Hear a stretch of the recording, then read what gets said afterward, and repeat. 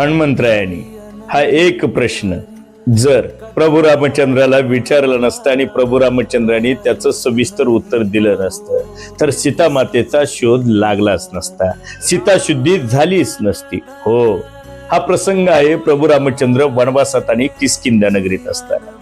सुग्रीवाची मदत घेतली, सहाय्य घेतली आणि चारही बाजूला वानर सैन्य सीता शुद्धीसाठी पाठवलं. दक्षिण दिशा ही प्रमुख होती. त्या मार्गावरती नल नील जांबुवंत अंगद आणि हनुमंतरायाला पाठवलं.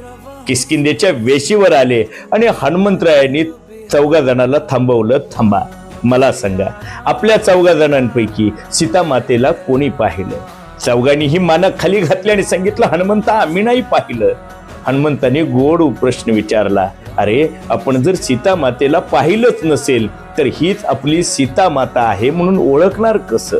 आणि मग तिथून माघारी हनुमंत आले, प्रभू रामचंद्राच्या समोर नतमस्तक झाले आणि विचारलं, प्रभू सांगा, सीता माता दिसतात कशा? आणि मग प्रभू रामचंद्रांनी सांगितलं, माझी सीता अशी अशी अशी अशी दिसते, माझी सीता अशी आहे, माझ्या सीतेचं स्वरूप असं आहे. जिथं सीता असेल ना, तिथली आजूबाजूची व्यक्तीच काय, माणसच काय, झाडं झुडू फळ फूल सुद्धा श्रीराम म्हणत असेल. जी सतत श्रीरामामध्ये चिंतनात मग्न आहे तीच माझी सीता असेल. आणि याच प्रश्नाच्या उत्तराने हनुमंतराय सीता शुद्धीसाठी निघाले आणि जाताना प्रभू रामचंद्राची ओळख पटावी म्हणून एक अंगठी रामाच्या हातातली घेतली आणि त्याच अंगठीच्या माध्यमातून हनुमंतरायांनी सीतेची शुद्धी केली. आणि पुढचा सर्व इतिहास आपणास माहिती आहे.